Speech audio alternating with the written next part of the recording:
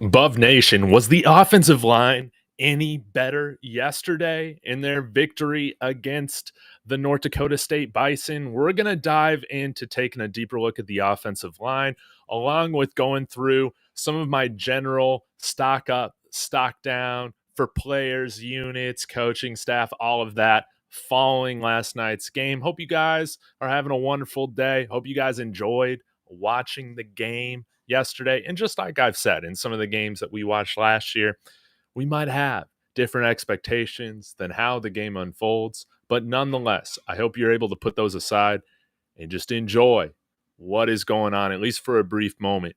And now, a little less than 24 hours, we can kind of dissect this thing a little bit more critically. And again, I feel like right now, this is a work in progress team for the Buffs. My hope is that week one is not our peak this year. And we'll see this as a nice starting point as we get better as the year goes on. But let's go ahead and get started. I'm going to dive into the offensive line first. I want to point out some different statistics to you guys in which I thought was pretty interesting. And then I'll dive into like more of my specific stock up, stock down. And then I'll get to some of your comments, super chats, if there's any of that. So please like, comment, subscribe. I do this because it's fun talking with you guys. So be sure to be active in the chat. I always do appreciate your thoughts and hearing what you guys have to say. But let me go ahead and share my screen here. Let's talk about the pressure that Shedeur faced yesterday with the offensive line. There were some great things done by the offensive line when you're looking at sacks. Wow. Shedeur only took, I believe, one sack yesterday. Now, on PFF, it's kind of weird because, again, take all this with a grain of salt. I didn't see that sack attributed to the offensive line, nor did I see it attributed to Shedeur Sanders. But honestly, if you're looking at that one sack, I think you had Jimmy or somebody available underneath in like an underneath crosser route. I would have liked to see him hit that. So I am going to put the one sack on Shedeur. But let's go ahead and talk about his time to throw, shall we? Did he have more time to throw yesterday than what we saw throughout the year? Well, let's take a look. Give me 1 second. All right, here I am. I guess I should make myself a little bit smaller here. Bear with me. But let's come on now. That'll do. Okay. Let's take a look here. So, Shedeur Sanders, right here, 39 dropbacks, 2.9 seconds is the average time to throw. Very interesting because when I was looking at this earlier today, that was 2.91. So they must still be adjusting things or something like that. But really interesting. You might wonder, well, what was Shedeur's average time to throw last year in 2023? And I don't know if you guys want to take this for anything. I'm very interested on your thoughts. His average time to throw last year was 2.89 seconds. So 0.1 second better than the average that we saw last year. But when you just watch the game, this is what I think is pretty interesting. When you watch the game, he had a clean pocket way more often than not than what we saw throughout the season last year, which I thought was very interesting. Now, I think, again, this is not a perfect stat to measure offensive line success because, for instance, I took a look at Bo Nix in Oregon. They run a system in which you're getting the ball out very quickly. Bo Nix's average time to throw was 2.44. Interesting. But Shedeur's throwing downfield and choosing to throw downfield so much more. The system's a little bit different. But I thought that was interesting noting is that you can have the same amount of time to throw, so to speak, but I thought it did look better yesterday. Now, we played who we played. We played who's on the schedule. We're going to have to see as the season goes on how this offensive line measures up here in the future. But I think that some people are already coming out with film reviews. Be able to please be sure to check out Carter Dillon on Twitter from Let's Talk Broncos and now Let's Talk Buffs, doing some film review. I think Jake Schwanitz has been putting some stuff out there as well, just showing some clean pockets. But I did feel like the offensive line did do a little bit better of a job providing Shedeur with a clean pocket. And then when we take a look at the grades here, I think that there are some things that I disagree with a little bit on here. So I did feel like Justin Mayers was our best performing offensive lineman. He had one of our best grades, I guess. Hank Zielinskis had a little bit better of a grade for some reason, but I thought Justin Mayers was our best, most reliable lineman. I think that, he, along with some of the line, was just a little bit slow getting over there and dealing with some of the stunts that North Dakota State was throwing at us. But overall, I thought that he kind of had the best game from an offensive line perspective. Jordan Seaton, I was incredibly impressed with Jordan Seaton. Gave up 2 hurries. That's it. He also had a pancake, I believe. That was on one of the long Jimmy Horn catches, if I remember correctly, where Jordan Seaton just pancaked that guy. He looked the part. I'm sure he's going to have his moments up and down as we get into conference play, but you have to be absolutely thrilled with Jordan Seaton's first college start as a true freshman. I think he deserves an A+. I thought that he was fantastic. Khalil Benson, up and down day, especially in that sequence at the end of the first half, or at the end of, or maybe it was mid-second quarter, when Coach Prime decided to go for it in our own end zone or side of the field. You saw us run up the gut on 3rd and 1 and then 4th and short. And I just remember Khalil Benson just kind of standing around, like just getting beat. I've seen him more so as a guard. I was getting pumped about him at tackle, but I always thought guard would be a better position for him. But it seemed like he did struggle with some of the defensive players, leverage, like having the better leverage, dealing with some quicker guys, like struggling to get hands on him. He's somebody that I'm going to still be watching to see improvement from, and we're going to need a strong Khalil Benson if we're going to establish a run game this year. Hank Zielinskis, up and down day. I thought that he looked better against Utah last year than he did in this game.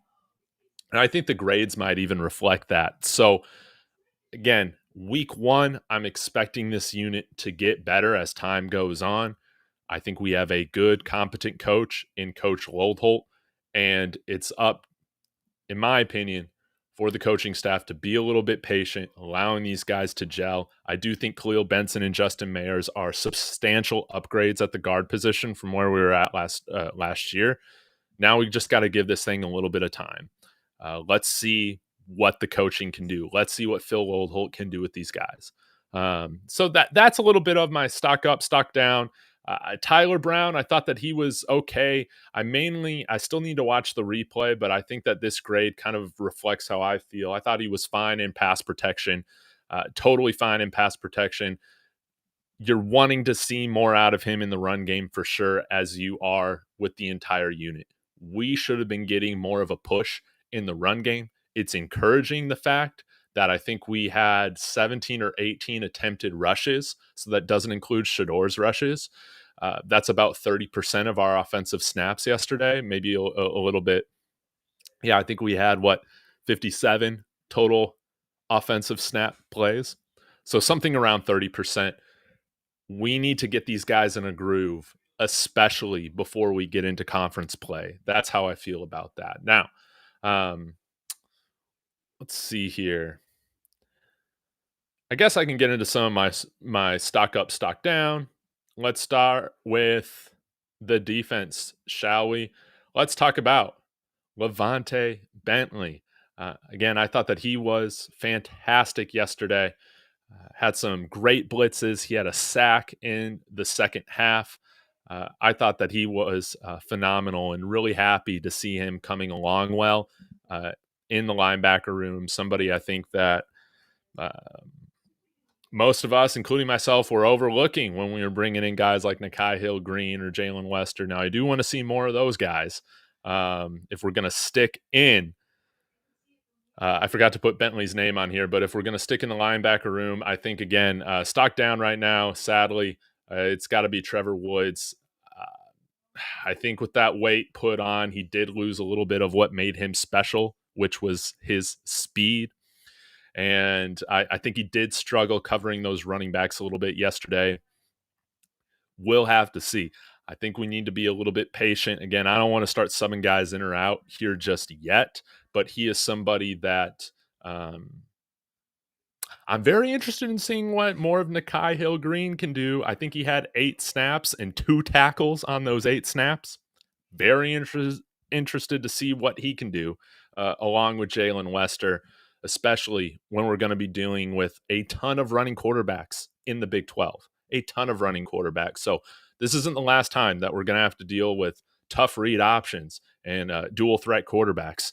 No, this was the first test. Did we exactly pass it? No. So we want to see that improvement moving forward. Hold on, guys, really quick. I'm going to close the door again. Patience. Thank you so much for your patience as I'm moving.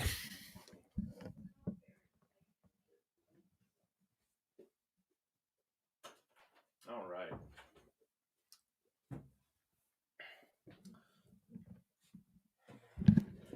Moving truck is fully unloaded today. So getting that studio here set up very, very soon.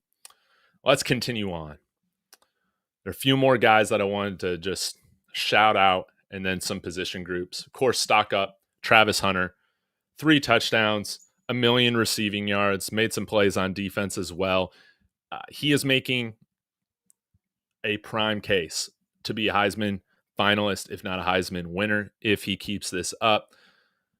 I mean, he very well could have double-digit touchdowns and a substantial amount of interceptions, pass deflections, defenses, all of that. He was fantastic. The biggest thing to watch with him is just health. Can he maintain his health? I know he can maintain his conditioning. So, again, was very thrilled with his performance. I called him to be the game MVP, and it was, I'm right every blue moon. Okay, guys, I'm right every blue moon. That felt wonderful. Stock up again. Jordan Seaton, I think you got to be thrilled with how he played as a true freshman in his first game, not giving up a sack, never not looked like he belonged, right? Totally did. And he's only going to get better from here. He's only going to get better from here. Just like Hank Zielinskis, 2 of the youngest guys on our offensive line, they're gonna get better as the season goes on, no doubt. You remember Hank Zielinskis against CSU last year? Then you remember seeing him against Utah? Different player. I don't think this was Hank Zielinskis' best game yesterday. I think the grades, all stats, they all reflect that. I think we're going to see a better version of him in games to come. Now let's talk about Deion Hayes. I talked about him a little bit yesterday. Let me find the stats on him as well. We can talk through what he was doing. Yeah, here we go. 47 snaps, okay? 4 tackles, 1 assist, so 5 total tackles, 4 stops. That's a tackle on either 3rd down or 4th down to stop a drive. And, I thought that he was fantastic. You noticed number 50 out there on the field. I think that he was kind of the leader out of that edge group yesterday. I thought he played the run really well. You want to see this edge group start to eat a little bit more, getting not only pressures, but bringing down the quarterback. Were they letting a lot of holding calls go? Sure. But I thought, even though it was kind of a poorly officiated game in my perspective, I thought that it was pretty evenly reffed in terms of the physicality and all that sort of stuff. But that yesterday just wasn't going to be a day with a lot of sacks. I thought Deion Hayes did very well against the run, especially. Can't wait to see how we perform against Nebraska. Again, Nebraska is down their starting left tackle. Can we take advantage of that? That's going to be interesting to find out and to see. Let's talk about Jace Feely as well. Stock up for Jace Feely. Believe more than not, his kickoffs were touchbacks. Yes. Now, I still want to see this percentage a little bit higher, guys. 67.4, whatever. Or no, not that. The return, 40%. So, yeah, 2 returns on 5 attempts, 3 touchbacks. You want to see still a bigger ratio, but I can live with more touchbacks than not. I can totally live with that. And shout out, again, to special teams. I thought they were great. No big returns allowed by the coverage units or the punt units. I thought that was wonderful. They did a great job. Drove me crazy again at the end of the game, seeing us get that 12-man. It was declined. They didn't want to take that chance again, giving us a chance to return. So I understand that. But overall, special teams contributed to this win, I thought. And yeah, I just want to see more mistake-free. Speaking of mistake-free, I'm going to move on to some of the more general stock up, stock down type of stuff. Stock up, minimize penalties, guys. We had a couple instances where we had some offsetting penalties with NDSU. Again, we had that one penalty that I just mentioned with the special teams unit declined. But we won the penalty battle, as shocking as that felt to me, because I did not feel that way. And especially in the second half, tale of 2 halves, that's what this game was. We came out and we were more disciplined with what we were being asked to do. We were more disciplined on the penalty front. And again, I got to do the time, got to add it up. But I'm pretty sure if we didn't win the time of possession, I mean, it was right there, darn even in the second half, whereas there was a big skew towards the Bison in the first half, of course. But we averaged 16 penalties a game last year, which is just an unfathomable amount. And we did minimize that. Again, you want to see less than, you want to see no penalties, but call for 3 penalties. That's it. That's great. And yeah, so let's talk a little bit about, let's talk about the game management, man. The game management was terrible. It was absolutely terrible. This was probably, I think, the hardest thing to stomach for Buffs fans, because we've heard Coach Prime do the interviews. We've heard him say, last year I learned a lot. So when I'm talking about getting ready for this season, what I'm expecting is for just not to feel like I'm watching the Nathaniel Hackett Broncos coached. There were a few instances yesterday where you wanted to break out the Newports, where you wanted to say, oh my God, am I watching Nathaniel Hackett manage a game? And it makes you cry out and say, can we just have pre-Mahomes, Andy Reid level game management decisions coming from the staff and Coach Prime? We made this game way harder on ourselves because of what the coach and the coaches were deciding to do. That's not okay. And that is not in fairness to the players at all. Now, actually, let me share my screen here. Yeah, but stock down game management. I think if I'm going to give Coach Prime a grade for game management, I'm giving him a D-. And the only reason I'm not giving him an F is because where I am going to give him substantial amount of credit is when Shedeur went through those sequences where he was struggling with the play clock to get the snap off in the second half. He took the time to take those timeouts to make sure that we weren't getting delayed games. We were pretty inconsistent with that particular scenario last year. That was one area where I felt like he did understand the game management better. But inexcusable to go for it on your own I disagree with Russ, Buffs News Weekly, a little bit on this when we were talking about it yesterday. But I think it's inexcusable to go for it in a 3-point game in the first half in your own territory against an FCS opponent. I don't care how high they're ranked. It's things like that that go into giving your opponent belief because it comes off as desperate. I don't care if the defense is gassed. They need to figure it out. And again, leads to a scoring drive. I believe we punt at our next drive, then we force a punt, and then we drive down at the end of the half and get a field goal, which is great. But there were so many self-inflicted wounds from the game management standpoint that it really did make this difficult for Colorado. This should have been a game in which they covered the spread, in my opinion. And then we get to the 2-minute situation. We get the ball at 2 minutes, 18 seconds left. They got 2 timeouts and the 2-minute warning or something like that. Shedeur, again, fantastic. I even have Shedeur here as a stock up for me right now. Fantastic. Showed why he's worth being the number 1 pick. Making plays in the pocket, making plays on the run, setting his feet on the run. He took some really hard hits, but stood in there like a badass. And again, we don't win this game without the amazing quarterback play that he gave us. But he has to be better than that. He's got to know the math.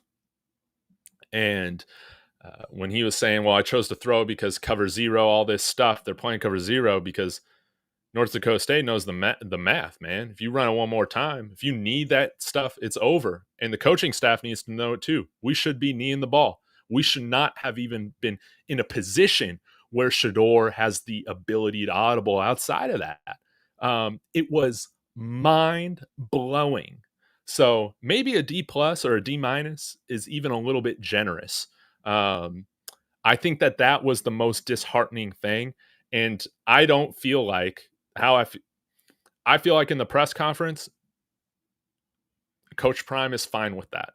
And so I think as we go throughout the season, you just might have to be okay and understand that in order to win, the Buffs are probably going to have to overcome a couple terrible game management decisions, as well as just an insane, stupid personal foul penalty by Shedeur Sanders to extend a drive that then ends up in a touchdown score, if I remember correctly.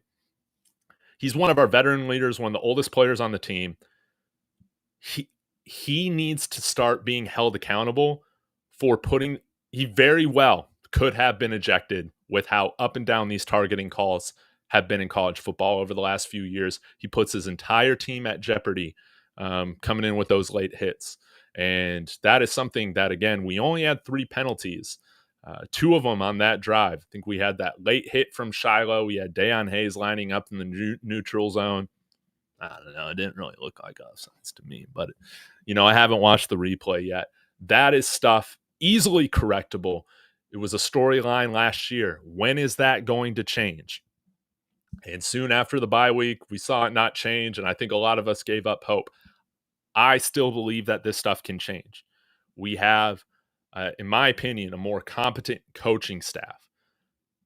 I think those things will change, but it was disheartening to see. I think 2 of the biggest things that I was expecting from this team was for Coach Prime to be at least an average game manager when it came to those decisions. And, to see Shiloh kind of cut down on some of those. They're just trying to eliminate some of those after whistle hits. And it wasn't too much different than, kind of the shot that we saw Travis Hunter take last year from Henry Blackburn. Of course, not in the same section, but you're talking about like the timing and when that's done. It's kind of that same amount. And we have to be smarter as a team doing that. And then Colton Hood, what the hell, dude?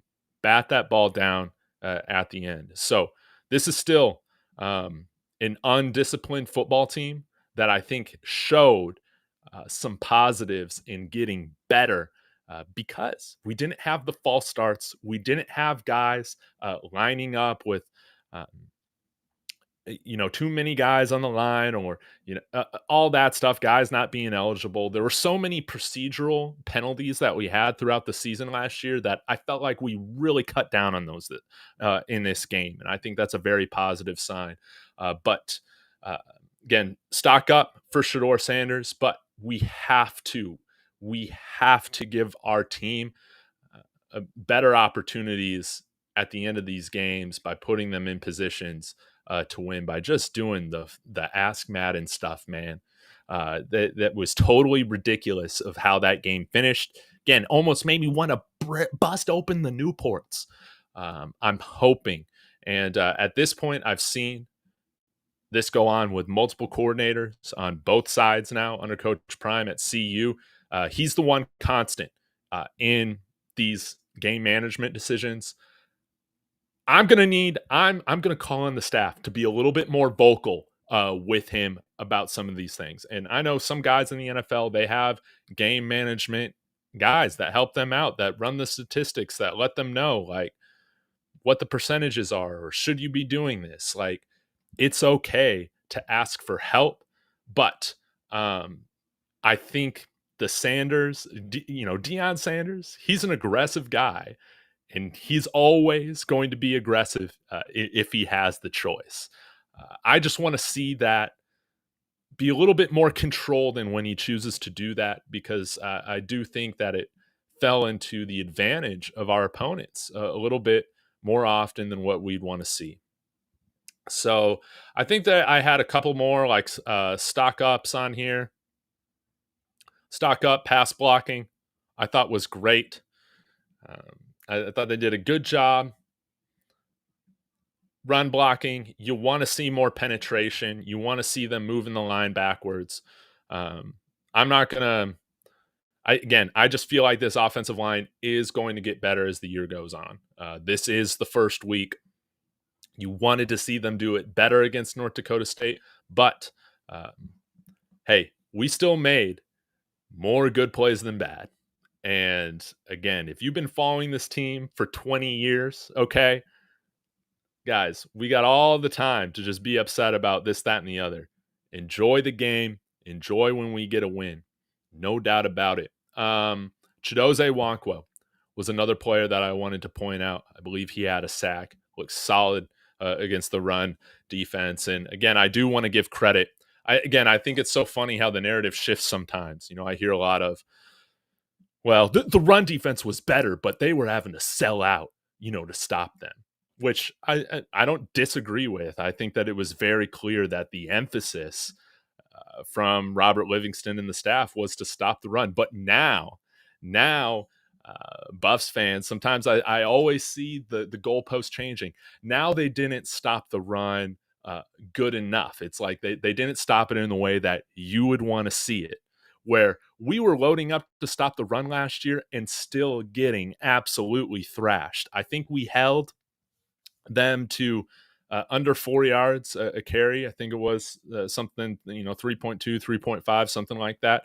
And you can say, well, they got the quarterback runs and all of that. No, all that is included. Like, you are what the score sheet says. Like, I believe it. You can say this, that.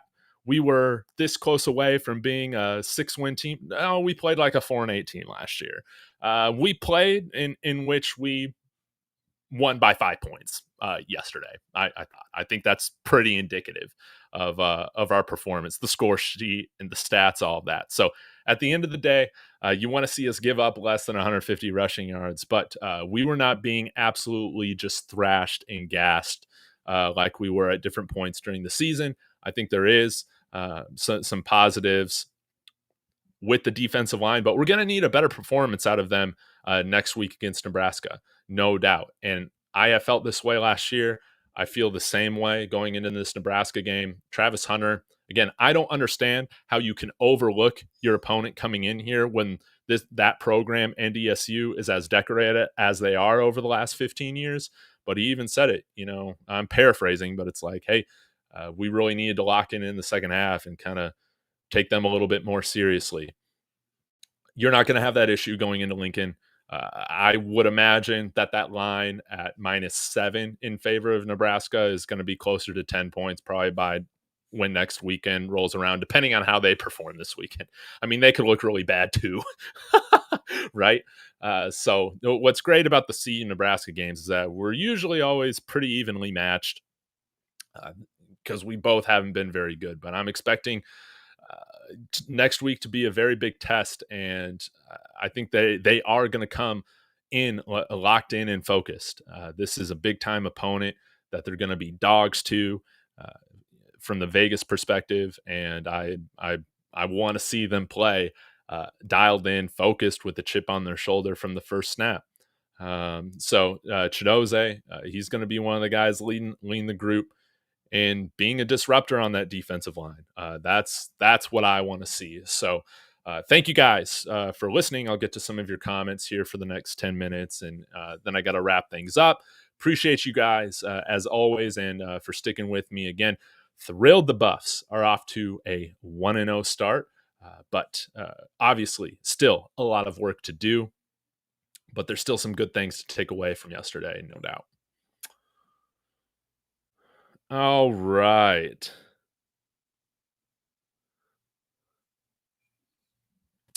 Yeah, Lamar, thanks for tuning in.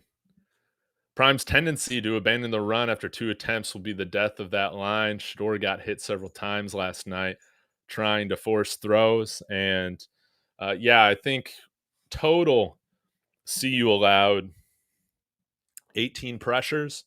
PFF credited the offensive line with 11 of those pressures generated, and Shedeur 7 of them self-generated. Again, I do think that he does have a tendency to hold on to the ball. Like, we know that now. But just like my friend QB Spotlight, who I actually saw in person yesterday afternoon, we'll be doing a show, I think, early this next week, just talking about greater college football, quarterback play, all of that. But yeah, he was talking about how you just live with that, because we saw when he holds on and makes a play, he's making a big time play more often than not.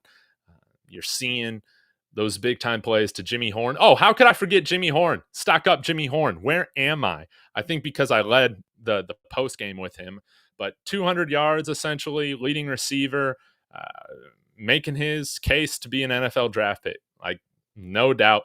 I do agree with Russ, though. This offense is going to be somebody different every week, no doubt. But Jimmy Horn, love to see him shut up the haters, including myself. Very happy for Jimmy. He played fantastic. But yeah, you want to see us develop more of a run game. We ran the ball, when you include Shedeur's runs, 40% of the time. So that's a good ratio, but you need to see more efficiency out of them when it comes to that. And I do think you can create some more advantageous running looks if we incorporate some tight ends, or like a fullback, H-back, pistol, like under center, and some, like, could we have brought in a goal line package for that 4th and short if we're going to go for it? Like, let's actually be badass, right? But this is something that is going to have to change. That's all I got to say. Ryan Nicole, hope you're doing well. It's been a minute. How you been, bro? The game was good. Shout out to Travis and J5. Absolutely hope you're doing well. Hope your detox that you were doing a little while ago, I saw you post on Twitter, went well. But down here in San Antonio, moving in, it's going to be great. And what better way to start my time out in Texas than with a Buffs win? It was great. Travis Hunter for Heisman. That is the absolute tagline coming out of this game. Travis Hunter for Heisman. I think the line was better, a little more physical in the run plays. King Carlito, I would agree with you. And while we weren't always perfect in those 3rd and 4th and short scenarios, I thought we ran it better in those scenarios than we did throughout the year. I believe we did have a handful of, or like a few 3rd down conversions running the ball, which, yeah, we did not see very often last year at all. I remember a couple from Charlie Offerdahl, like 3rd and 4, 3rd and 3. Let's continue to do that. But it was kind of discouraging. What I want to see is when we get into the goal line, on the ball on like the 3-yard line or something like that, we can't always expect to be bailed out by amazing catches and non-pass interference calls on Travis Hunter, although those are fantastic and I love him in the moment. I mean, wow. Yesterday it was just like another movie. All those games we had at the beginning of the year, they just felt like a movie. That's how this felt. But I would have loved to see us get in a goal line, man. Get in a goal line. I think we have a much better offensive line than we had last year. Let's give these guys the opportunity to show how much better they are than when we were running out the Rolls Royce package with 2 defensive linemen last year because we had nobody behind the starting 5. We didn't even have a starting 5. Guess you could argue. But yeah, defense can be better though. I thought we did play better defensively. It's just figuring out this running quarterback stuff, really. 6 points allowed in the second half, much better than the 20 in the first half. So, yeah, I do think that they were still playing a little bit vanilla in terms of scheme-wise on both the offense and defense. I'm expecting more packages. I'm expecting coverages to be disguised more next week. That is my expectation. So maybe that's why I don't feel like the world is falling compared to some people in the comments, all that, or so some of my other creator friends, the sky is falling and all of that. It's just hard for me to see Pat Shurmur running everything out of gun, running everything out of 10 personnel. I mean, how many snaps did Savell Smalls play yesterday? Like 4? There's got to be more. There's got to be more to this. D-line was good pressure, and considering I felt like they were just letting that line hold all the time, like that's just how they were calling it. And they weren't going to let these guys loose. But again, I do appreciate how even though the rest sucked, I mean they sucked both ways. Dante saying Hank and Benson get failing grades. Damn, man. Damn. Okay.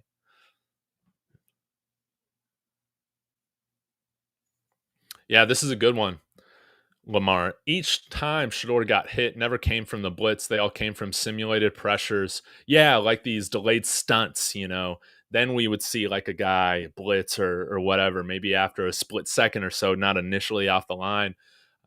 And our offensive linemen were a little bit late rotating on that. No doubt. I think you're right on the money with this. They all came from simulated pressure and him forcing throws to Travis Hunter. Yeah. Yeah. And it's very clear that him and Travis just have a connection. Again, that's just otherworldly. I don't blame him. The North Dakota QB passing rushing, basically the same. All they can talk about is Shedeur. Wait, what?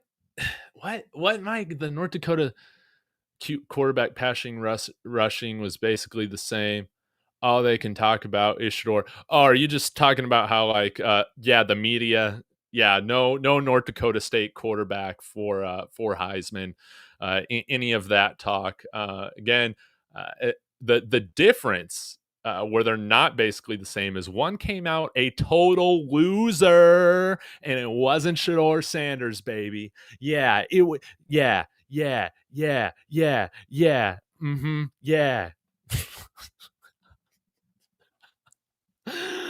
Oh man. Okay, I'm just gonna go through a few more of these comments, guys.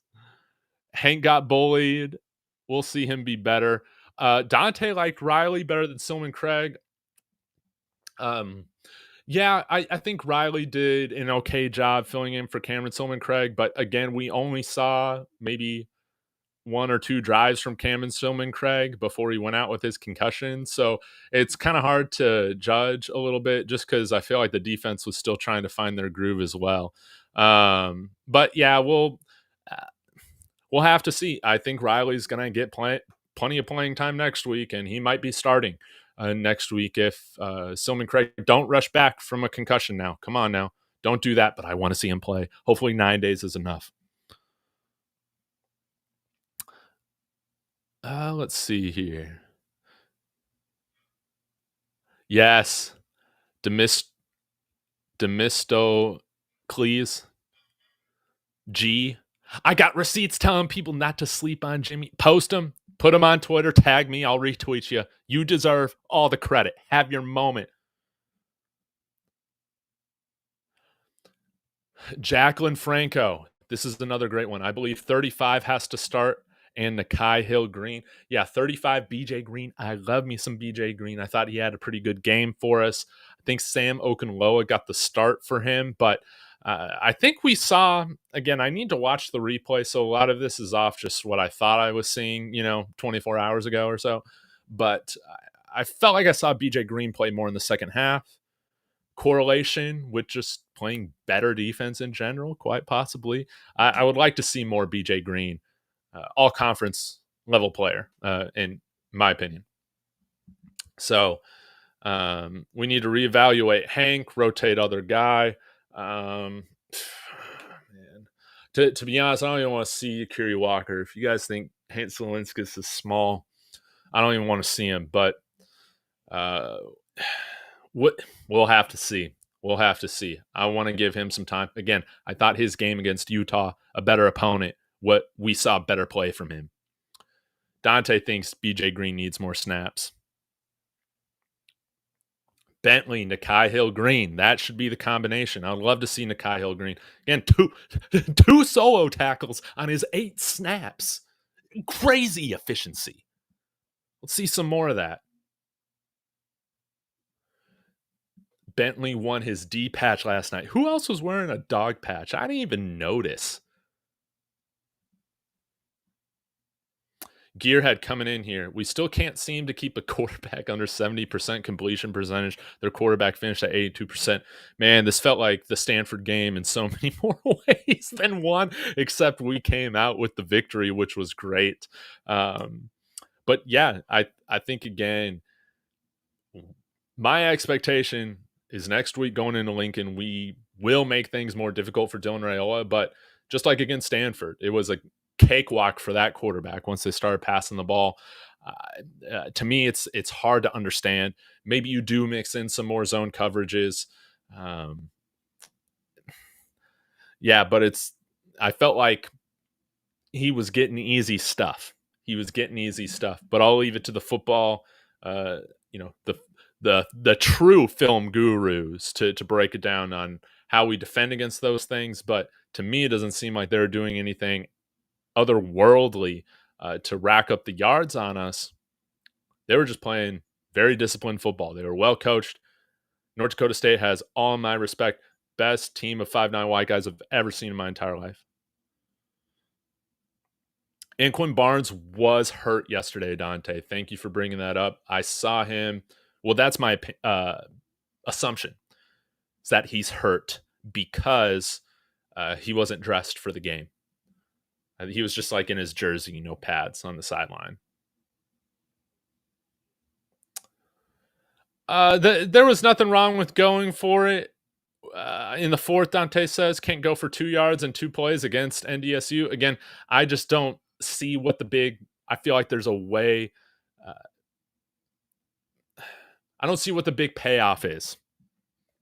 Doing that in your own end, especially if you don't make it. Again, they're right there to score points. And to me, it comes off as desperate when you're playing a team from a level down to be doing that. No, show some confidence that you believe that this defense can go out there and force a punt, which they should be able to do, which they did as time went on. But I know the ESPN broadcast was making a huge deal about, the time of possession. They're freaking out about the time of possession, all this bullshit. Maybe that went into it. But to me, I just thought that was so panicky. There was no reason to be that aggressive in a 3-point game in the first half. And it gave an inferior opponent more and more confidence. And I just didn't like that. One of my keys to the game, man, was just to play like we're on fucking steroids. Play as the bigger bullies. Play as the guys that know that they belong and that these guys that they're playing don't. I don't know. Especially when you're stuffed on the 3rd and 1, it just looked desperate to just do it, man. Sometimes you just gotta take what you're given and then have your defense go do their thing, man. I just felt like it put unnecessary pressure on the offense, and I hated that. And then because they didn't convert, running out of shotgun, then you're already putting your defense in a situation where they have added unnecessary pressure. Did not like that. But I understand your point. If this team truly is badass, you can't go 2 yards? Are you kidding me? We bring in all these guys that are 320 pounds and we can't get a push for 2 yards? Dante, that's totally fair. I think that is fair.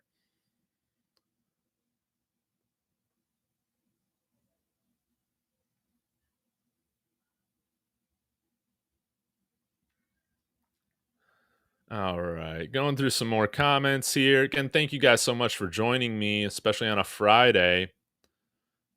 Oh, FPSD, you said it here first. Thank you so much for the $2 super chat. Said, hopefully, CU plays more zone defense. Yes, again, I refuse to believe that this is what we're going to see throughout the season. I just refuse to see it. We saw Charles Kelly improve this defense as the year went on. If Charles Kelly can do it, I think Robert Livingston can do it. And maybe we're not playing as much cover one next week. Were we in a lot of cover one?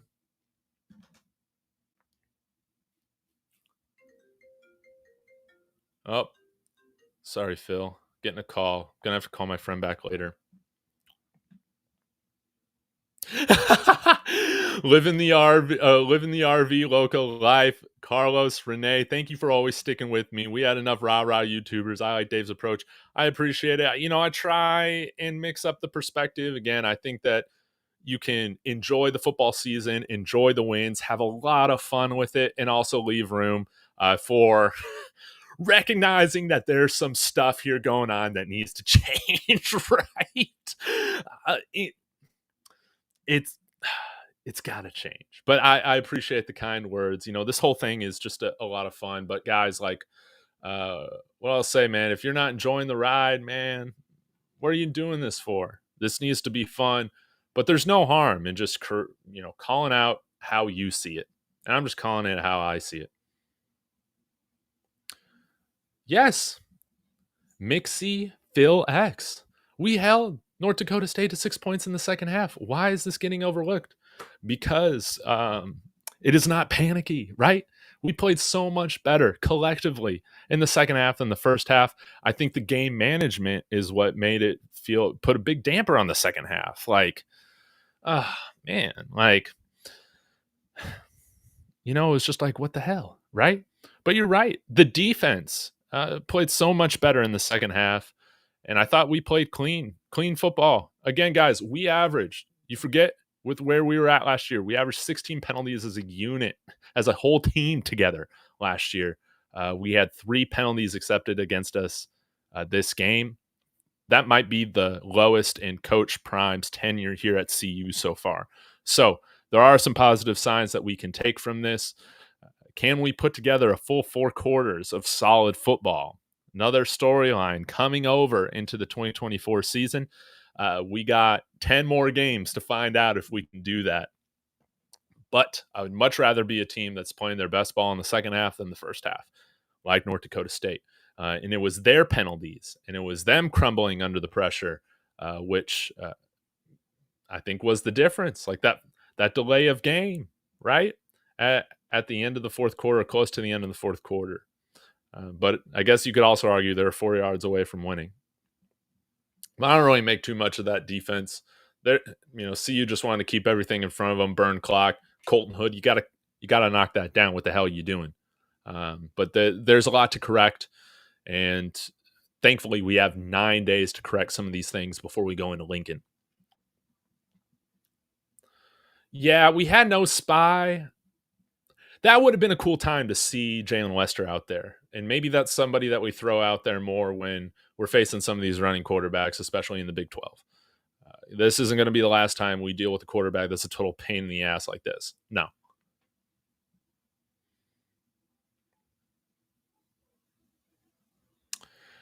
Yeah, do I know why Hill Green didn't get any clock? I think, Trevor came in as the starter. I think he's still going to get time to prove it and to hold on to that, but would like to see a little bit more of Nakai Hill-Green rotating in there. Again, it's 2 solo tackles on 8 snaps. He was very efficient during his time out there. I think he might have had a lapse in coverage, but take that. Don't count that for sure. Let's talk about Dallin Hayden. Can we talk about throwing the ball to him in the flat on like 3rd and 7 and him breaking a tackle for a first down? Wasn't that absolutely beautiful? I want to see Dallin Hayden get more run.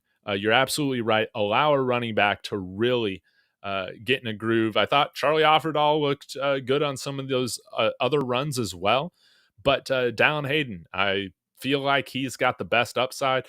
Why did Coach Prime make those comments about Michael Welsh when he didn't care to put him in the game at all earlier on? I don't know, but I would like to see some Michael Welsh, and I think we will as the season goes on.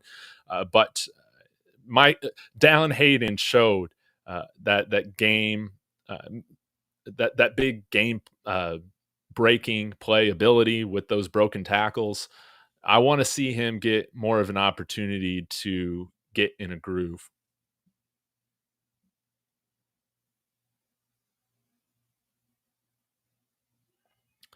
Yeah, YOLO world, here you are again. Yeah, don't sleep on Hayden. Yeah, he made some fantastic plays for us, especially in the second half. And Don Juan coming in here, North Dakota State could win the entire Mountain West. They very well could have, and they might win an FCS national championship. They'll definitely be in the playoffs, man. If they continue to how they play yesterday, they're going to be great. If they don't involve Omari Miller, he will leave next year. Busy, why are we talking about next year? Who gives a shit? We're trying to get to a bowl game. We're trying to get to a winning record. Like some of y'all see this team winning 10 games. We're undefeated till we ain't, man. Who gives a shit about next year, man? I don't give a shit about that. I think Omari Miller is going to get plenty of work, but we'll have to see. Appreciate the comment, dude. Sorry if I came across a little aggressive there, but I just don't think that now is not the right time to be freaking out about is somebody going to go or stay. That's all I'm trying to say. Brian Johnson, the problem with everyone is that was the first game. Everyone acting like NDSU was a terrible team. Yes, and it was fun to talk smack about them like they were, but you are absolutely right. They were a well-coached team. They executed their game plan as perfectly as you could have asked for. They did a very, very good job. And not having the talent level that CU had, they were, you could say, one play away from beating us. And it's why you see upsets week 1, right? It's why you see upsets week 1. Anything can happen week 1. But sometimes, man, it would have been nice for us to just schedule Bishop Sycamore week 1. Instead of this, but it is what it is.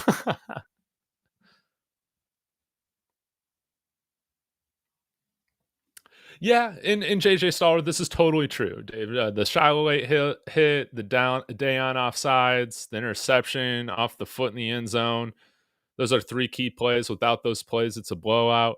Yes, that's totally true. But at the end of the day, those mistakes were made. But I think what you're trying to get at is that this thing is much closer to feeling different than maybe what some people want to recognize. And these things like a Shiloh late hit, a Deion offsides, a crazy ass interception being thrown, these are things that you can correct mentally. You're not having to gain a bunch of strength, over a week or so. Things like this you're pointing out, this stuff is like the easiest correctable stuff. That's why it's making me want to bang my head against a freaking wall seeing Shiloh do this every other game. As a captain of this team, essentially, he needs to set the tone, not just physically, but with his smarts. He's a smarter player than that. NFL teams ain't going to like that. Corey Norman, my friend Corey Norman in here saying we're on to Nebraska. Go. That's right. Corey, my man. He's saying 7-point dog against the Huskers. Good. Deion can flip the script and now play the underdog card after not being able to against NDSU. Yes, and I do feel like this team handles being the underdog way better than they do being regarded as a favorite. That traditionally, that just seems how they have been or how they have handled things throughout the last year plus. And again, I think we're going to see a better performance out of the Buffs. They're going to get up for this rivalry game. Would rather be dead than red, baby. You know what it is. But yeah, it was very clear, man, that they allowed North Dakota State to come in there and get their confidence, man. I don't think they were expecting them to punch the way that they were punching. Yeah, room for correction. No need to panic. Is this going to be the year that we see these things corrected more? I believe in our coaching staff. The one thing I think that, again, this is directly to Coach Prime, is that he needs to not put his coordinators and players in unnecessary stressful situations. And I thought that he did that too often. Even I know Dante's point about the first half, I can understand that. But especially at the end of the game, everybody has to be on the same page. Everybody has to know the math of just running the clock, what that is. Totally unnecessary. And as head coach, that falls on him. And that is what I will expect to see better from him. And I think it was my biggest disappointment after he's had a whole offseason of hearing about this. Inexcusable for that to happen. And I'm expecting a much better performance out of Coach Prime next week against Nebraska, because you're not going to be able to run that bull junk out there like it's Madden at the end of the game. And you can say, well, it was Shedeur checking, all that. Nah. A head coach should know what you got to do to ice a game. No doubt. And he needs to keep his team in line in order to do that. That's how I feel about it. Shedeur shouldn't even have given the agency to do that. Tell him to take a delay a game. Like, it shouldn't even been possible for him to do that. Yeah. So, anyways, guys, yeah, pressure's on Nebraska. I would imagine that they're gonna, and I think that this is good for the team. Like, the media is going to cover this team like we lost, which I think is absolutely ridiculous. We got the win. We won. People going to be upset about that.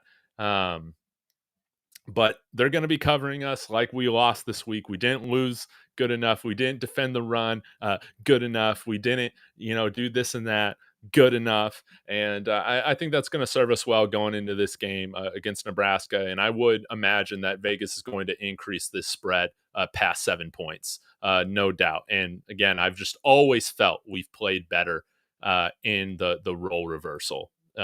Totally. We have always done that. So, yeah. Pressure's on Nebraska. Everyone picking us to lose. Can't wait to prove everybody wrong. That's right, man. We're going to go in there and beat Nebraska. I firmly believe that.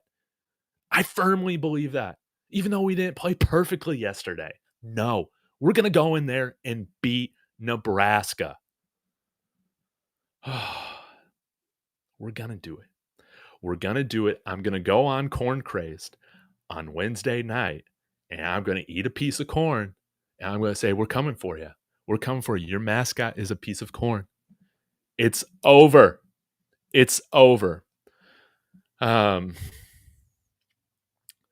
Lastly, let's get to Ralphie 6. Ralphie 6 got to go. Ralphie 6 has got to go. She's got to go. We're all celebrating. And I'm very thankful to the person that posted this on Twitter. I reposted it. Because if you haven't seen the other Ralphies run previously, the other Ralphies run like they're freaking absolutely crazy, like they're about to bust out the stadium. You know how far Ralphie 5 was going during her prime? She was going down to the opponent 10-yard line. She was running like she was on Buffalo cocaine Buffalo, and make a movie about it, right? Nah, now we're just celebrating if this Ralphie 6 just gallops past the 40-yard line close to midfield. It's bullshit. It's lowering of the standard. I think that they are training some other Ralphies, but it is very clear that this specific Buffalo, as much as cute as she is, as much as I love her, she's not into it. And she's got to go. She doesn't personify what you want this team to be.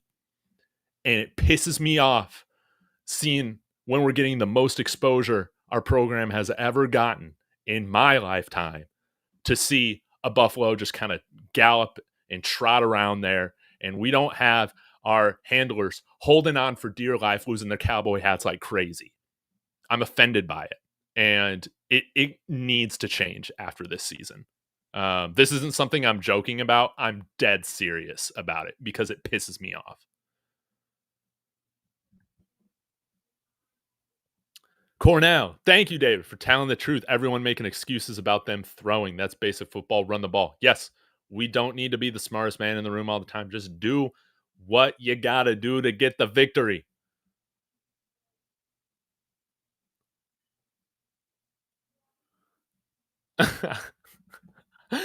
Yeah, she lazy. Don Juan, yeah. I know, man. It's ridiculous, but I'm ready to if sacrificing Ralphie 6 will fix Coach Prime's game management decisions, I'm willing to do it. That's my only qualm with Coach Prime, man. Sometimes he just makes his job a little bit more difficult with some of these situations. He's a Hall of Fame player. He's an extremely hard worker, one of the most accomplished people in human history. He can get this down. He can get this down. I refuse to believe that he can't get better at this. I refuse to believe it. Mike coming in here. Nebraska class act program and respected. And that's what makes this such a good game. I can't wait. Guys, if you didn't know, Mike invited me out to Lincoln next weekend for the game. Having me over for lunch or dinner the previous night, I forget, but I got to be at my grandpa's 99th birthday party. So I will be here in Texas seeing him, all that. But maybe at another date, we can make this thing happen. Sadly, it's looking like 2031's the next time we're going to meet. I don't want that. I don't want that. I love this rivalry. It's the game I care about most throughout the entire season. Who cares what happens? In some respect to the rest of the season, as long as we beat Nebraska, that's what matters to me the most. And the iconic black and gold going up against the red and white, man, in Lincoln, 100,000 fans, prime time, national television, 5-star Patrick Mahomes, Kmart version of Patrick Mahomes, Shedeur Sanders, Coach Prime. Don't you love it? I'm so hyped for this game already. It's going to be great.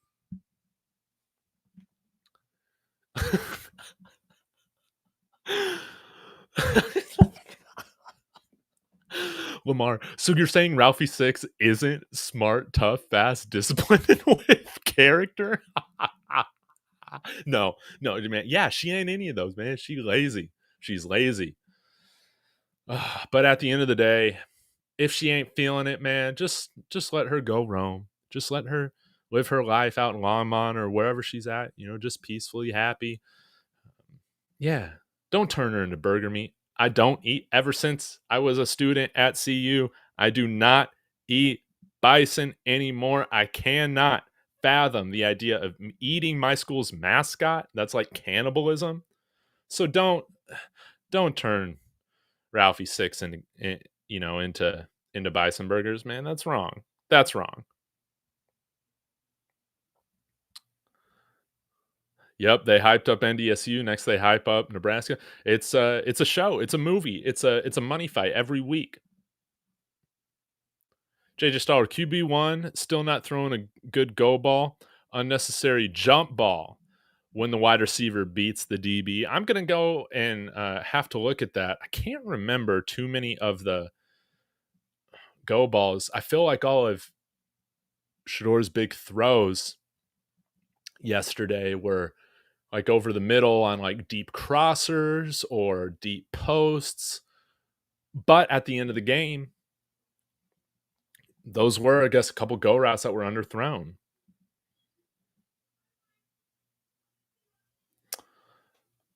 Don Juan, I've never seen Dylan Raiola play. Does he run at all, or mainly? He's mainly a throwing quarterback. I wouldn't count him as a dual threat, but he can move. He can move if needed. So again, he dresses like Patrick Mahomes. He throws like Patrick Mahomes. Kind of looks like Patrick Mahomes. I pray to God he's not actually Patrick Mahomes next week. Right? So, all right, guys. You guys know I always go longer than I always say on here. It is so much fun talking with you guys. Smash that like on the way out. I'll be back with some other stuff tomorrow. I'm sure there'll be, I'll focus in on some things to talk about. So smash that like and subscribe. Let me know your thoughts in the comments on your stock up, stock down, winners, losers, what we got to do for Nebraska. Let me know. Have a wonderful evening. Enjoy the rest of college football week 1. And as always, y'all, Sco Buffs.